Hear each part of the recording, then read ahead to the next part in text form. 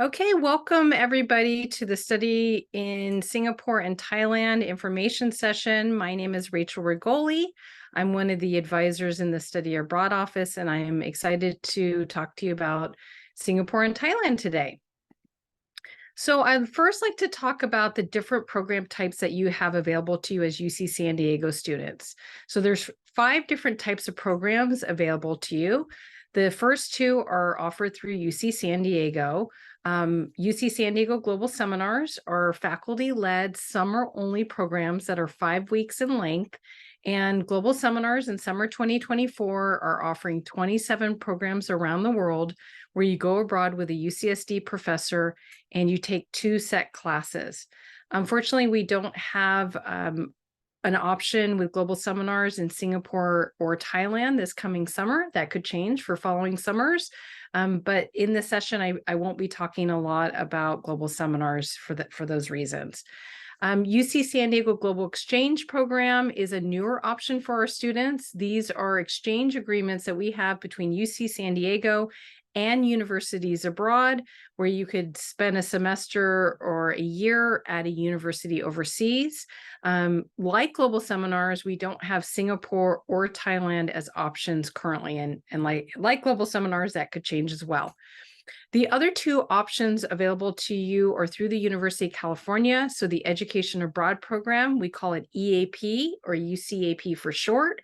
It's like you've never left UCSD when you go on the UCAP program. This is an exchange program offered through the UC system. So you have to be an enrolled UC student in order to go on this program. And there are a lot of options through UCAP in Singapore and Thailand. So that's going to be the primary focus of this information session today. The other option for you is to go during the summer, similar to Global Seminars, where you can go with another UC campus with a faculty member and spend the summer. And I actually will be talking about UC Davis because they offer some options in Thailand. And with going through another UC campus, you'll get UC credit and UC grades. So it's very similar to if you were to do a UCAP program, Global Exchange, or Global Seminars. The 5th option is through the Opportunities Abroad program, which we call OAP. That would be direct enrollment at a university overseas or going through an independent study abroad program. We usually direct students to one of the UC options first. The reason being is with OAP, because you're going to be taking your classes outside the UC system, you will have to have UCSD admissions review the courses for transferability, and this can be a lengthy process.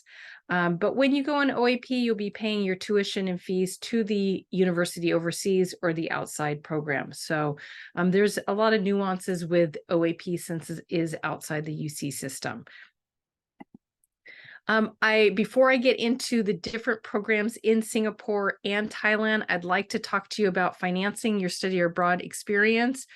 We want to make sure study abroad is accessible to all students. So if cost and using your financial aid is important to you, we are here to help to make sure that study abroad is a reality for you.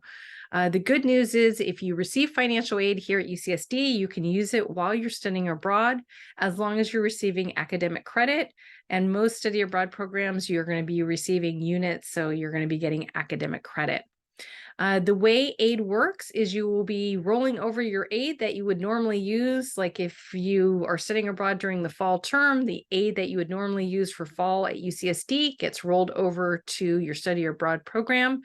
And it does differ depending on if you're on a UC program or through OAP. But when you're on a UC program, you're taking your aid with you. It's just very streamlined.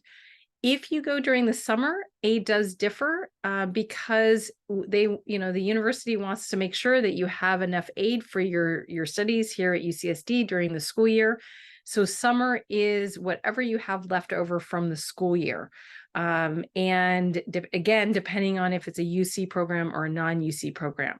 So if you're thinking about a summer program, definitely you're going to want to look at our website and review how summer aid differs from the aid during the academic year.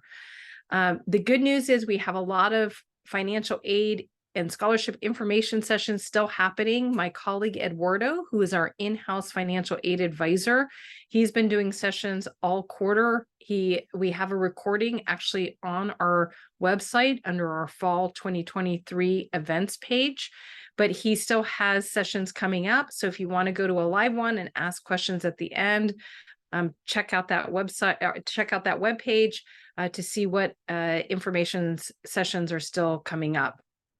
Once you've identified a program, Eduardo will meet with you to talk about what your aid package might look like for your study abroad experience. So he is here to help you. The other good news is there's a lot of scholarships for study abroad.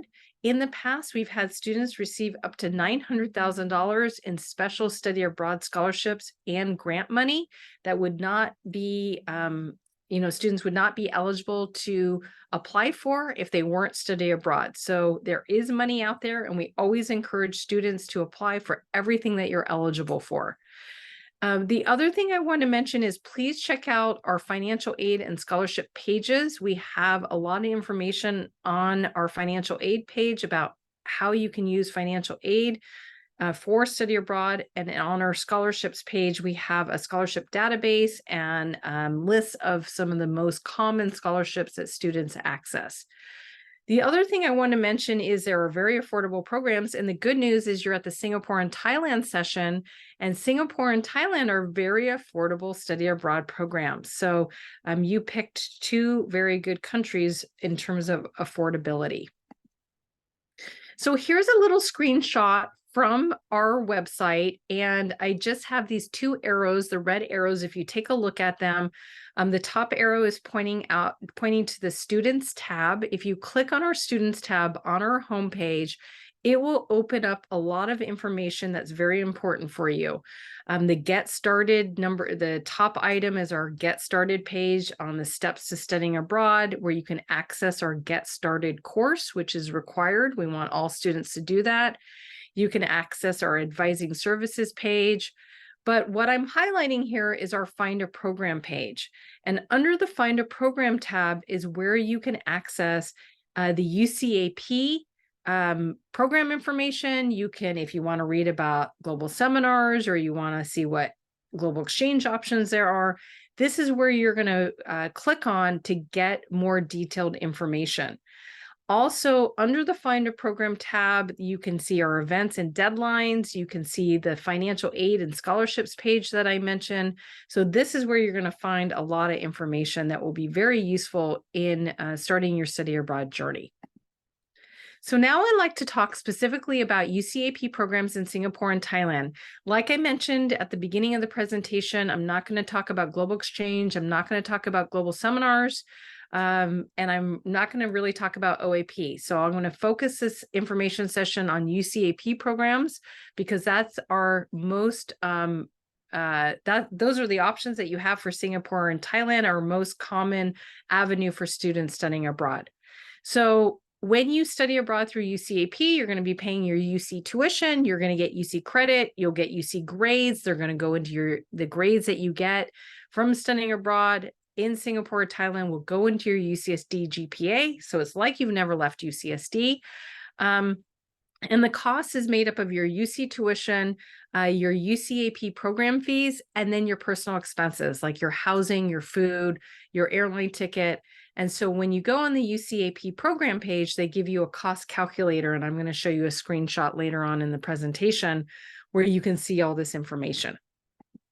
So let's talk about the different programs available to you in Singapore. National University of Singapore is our longest standing exchange partner in Singapore. So if you decide you want to study abroad at the National University of Singapore, you can go there for the fall, spring, or year long. And the National University of Singapore, in fact, all of the universities in Singapore are English speaking. So you're going to be able to access a wide variety of courses from their course catalog. And you would pick and choose the courses that you would like to take based off of what degree requirements you have remaining here at UCSD. and you'll be taking classes with local students and other international students that have enrolled in those same classes. Now, they have some restricted courses at the National University of Singapore, and business and law classes are not available to exchange students. And this is because these are highly impacted classes, and they can't open them up to international students. Limited availability are classes in economics, computer science, psychology, and civil engineering. So if you're planning on taking classes in one of those 4 areas, you might only get one class in those fields. So you need to set your expectations with the idea that you would then maybe have to work on general education college requirements as well. Housing in Singapore is an issue. There's a shortage of housing, similar to like in San Diego. There's a shortage of housing in Singapore. So you can apply to live in the dorms at NUS, but it's not guaranteed. And if you're not able to get dorm housing, then you would have to arrange your own housing, and EAP will give you resources on that. Their calendar in the fall is different than ours. So you would be leaving in July and you would finish up in December in order to get back in time for the winter quarter. And if you go in the spring, you would be missing 2 quarters from UCSD because they're on a semester schedule. So their semester schedule is January through May. And for the National University of Singapore, you need a 2.85 GPA at the time of application, and we ask that you maintain that GPA all the way through until you depart. The other option, and this is another partner university that we have an exchange agreement with, is the Singapore University of Technology and Design, so SUTD. And SUTD is a program for engineering majors. So if you're not an engineering major, you're not eligible for this program. This program requires a 2.85 GPA in order to be eligible. And the curriculum at SUTD was created in collaboration with MIT. They have a very interdisciplinary focus. It's very innovative in terms of the focuses of the course. And they are a very sustainable campus. So technology and nature intersect. In general, Singapore is very sustainable. So if that's something that you're interested in, Singapore would be a very good fit for you. They have an amazing fabrication lab that you'll have access to with all these resources, like a milling machines and water jets. Housing is going to be a dorm. You would apply for housing through their dorms. But it's not guaranteed. And if you don't get into the dorms, then you would arrange for your own housing. And again, they would provide resources for you on housing. They have a different academic calendar. So they don't start in July like the National University of Singapore. They start in September, but their spring semester is also January through May. So we have a new partner university. It's brand new. EAP just shared the program information on their website. So I didn't have a lot of information about Nanyang Technical University. It is a newer university. It's under 50 years old. They have a lot of courses taught in English. It's open to all majors.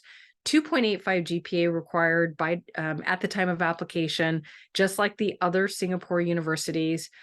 Their academic calendar is similar to the National University of Singapore, July through December if you go in the fall, and then you would miss 2 quarters if you go in the spring.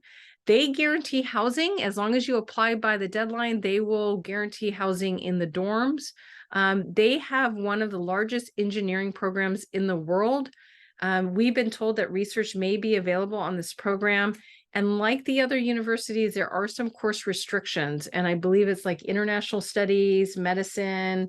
I think computer science may be restricted, but UCAP will have this information on their website. So now I'd like to pivot to Thailand. And if you are interested in studying during the academic year and taking classes at a university, Thammasat University is our exchange university in Bangkok, Thailand.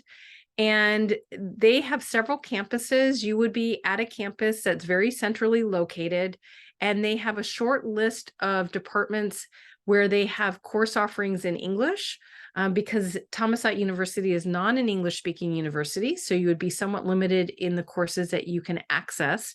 But if you are interested in taking econ or business classes, Thammasat University would be a great option for you.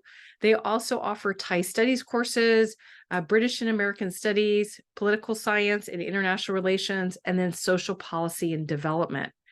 The Thailand program during the fall and spring or year long, you can actually do volunteer work. You can do internships while you're on this program. All students will live in apartments that are, I think, about a 20-minute walk to campus. And I was able to visit this campus several years ago. It's right on a river. You can take ferries, river ferries, all around the city. So it's easy to get around. Now I'm going to shift to summer only options, and there's a lot of summer programs in Singapore and Thailand. So if you're somebody who can't be away during the academic year, like you don't want to go during the fall or the spring for whatever reason, and you only want to study abroad during the summer, then this is for you. The first option available, if you are interested in biodiversity, the National University of Singapore offers a summer biodiversity program. It's open to all majors. You don't have to be a biology major, but it is a field studies type program. So you would take 2 classes for 12 UC units. 8 units would be the biodiversity field course, and then you would also be required to take language. It's a 6-week program. The dates are listed here. You're going to do your field studies in Malaysia. They have you living in a dorm when you're not out in the field, and you do need a 2.85 GPA in order to go on this program. The other option available to you if you're a STEM major is through the Singapore University of Technology and Design. This is called STEM Research in Singapore, and you would be placed in a lab doing research with a faculty member. They did introduce a new option for students, and that you can propose your own research project. You would still be connected with a faculty member, but you can initiate your own research project if that's something that interests you. It is an 8-week program offered during the summer. You would get 10 units for 1 class, which would be a research lab course. And the SUTD focus is, multicultural innovation, like I mentioned before. And so if this is something that you're interested in terms of doing research, Singapore would be a great fit for you. You would live in a dorm or an apartment, similarly to like the fall or spring option. And like all the other programs that I've talked about, you need a 2.85 GPA at the time of application. The other option available to you is to do an internship. So maybe you're thinking, you want to get some hands-on experience, boost your resume while you're abroad. And this would be an option for you. It's an 8-week program. You would get 9 units for your internship, offered only during the summer months. And you would basically be going to a work site for 35 to 40 hours a week for those 8 weeks. So it would be working full time. Their internship areas are typically in communications, life sciences, technology, business. I do have a student who was talking about biotech. She was interested in biotech, so that could be a possibility. But there's no public health and there's no political science. So if those are your fields, then this would not be a good fit. And UCAP, on their summer global internship program page for Singapore, they do list the type of internships that would be available. They will pre-arrange your housing, so you don't have to worry about that. They're going to put you in a hotel or a hostel, and this requires only a 2.5 GPA for this program. The other internship option available to you is offered in Thailand, and Thailand, like the Singapore internship, is an 8-week program, also 9 units, also mid-June to mid-August, 35 to 40 hours per week. You're going to go to your internship site. But the types of internships really differ compared to Singapore. So if you're interested in human rights, community development, I believe they might even have public health, business, education, then this would be a good location for you. And you would be placed at an internship in Bangkok. Like the fall and spring option, when you're on this internship, you would be living in an apartment. And like the Singapore internship program, it is a 2.5 GPA requirement. So the other summer option available to you, if you're interested, is in the International Econ program in Thailand. I feel like this is like a hidden gem that a lot of students don't know about.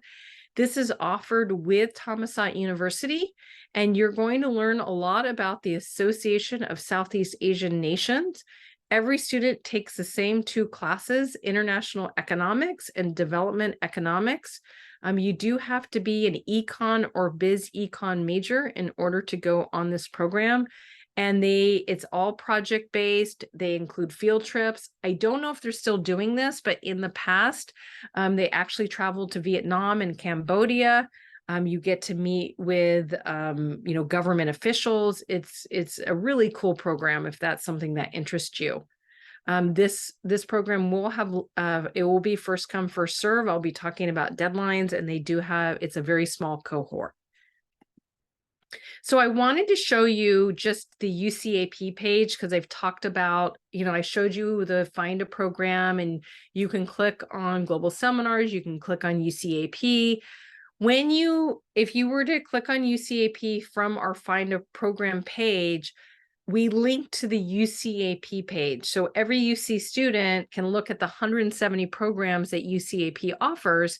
And if you're interested in Singapore and Thailand, you would look at the Thailand and Singapore pages. And then you could look specifically at each program's page.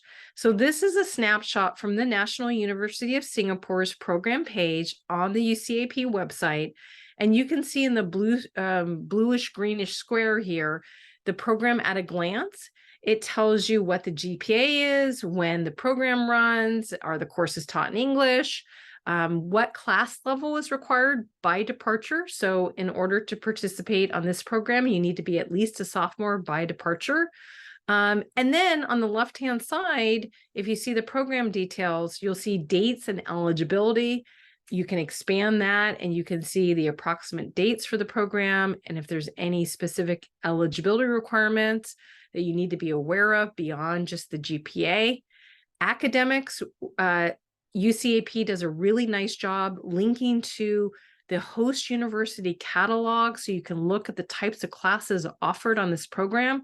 This is really important because I can't tell you how many times students will come to me after applying and they say, I don't see the classes I need for my major. And so this is something you want to research now when you're trying to figure out what program would be the best fit for you. Also, UCAP connects to the UCAP course catalog, which is a database of classes that all UC students, doesn't matter what campus they're from, the UC system, that have taken on this program in the last 5 years. And they tell you how many units were awarded in the UC system. They give you a course title. They give you a brief course description. So that's really useful to look at as well. They also give you links to housing. They give you a cost calculator so you can see a breakdown of how they came up with their estimated budget for the program. And if you look at the program at a glance as well, you see an apply now button where you can go ahead and start your application. The other program I wanted to talk about, and I mentioned this at the beginning of the session, is UC Davis, because UC Davis offers summer programs in Thailand.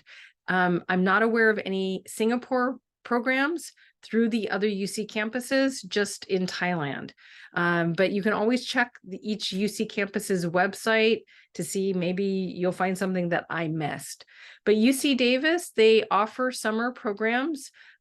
Depending on the program type, you may be going with a UC Davis professor, or if it's an internship, you would have an internship provider that would be in charge of your study abroad program. You would get 6 to 8 units. It varies depending on the program that you go on. They're typically 4 to 5 weeks in length. And they currently offer 4 options in Thailand. They have a lab research program that focuses on microbiology. They have a wildlife conservation and veterinarian medicine program. And they have education program. I said 4, it's actually just 3, sorry about that, where you can teach English in a school. And I know that sometimes students are looking for like, their ed studies at UCSD, and they're trying to do like their field work. So this could be a great option if there's any ed studies majors out there. They do prearrange your housing. It's only a 2.0 GPA. And if you decide to apply for one of these programs, it's going to be 2 applications. You're going to apply through UC Davis and then receive admissions through them. And then you would do an application through our office called Triton's Abroad. I also want to mention that we have our big study abroad fair coming up on Monday, and it's from 10 to 2. It's an open house style. Come anytime, stay as long, or if you only want to hang out for 30 minutes, that's totally fine. We're going to be in Town Square, which is right near the Student Services building. And UCAP, which their system-wide office is in Santa Barbara, they're coming down and they're going to have a bunch of tables and can talk to you about UCAP programs, and you can ask questions. Global Exchange is going to have a table, Global Seminars. I'm going to be floating around. So it's a great resource fair if you're able to come on Monday and you have any questions. In terms of applying for EAP, I already mentioned how you would apply through UCAP. We actually have a how to apply page on our website, but for UCAP, you're going to do 2 applications just similarly to UC Davis, in that you would apply through the UCAP application portal and through Triton's Abroad. The Triton's Abroad application portal is already open. So if you want to apply for Singapore or Thailand, either in the summer of 2024 or fall of 2024 or year, like to go for the entire year, you can go ahead and start that application. It's live. October 1st is when we opened it. If then on November 1st at 9 a.m., they're going to open up summer, fall, and year-long applications in the UCAP application portal.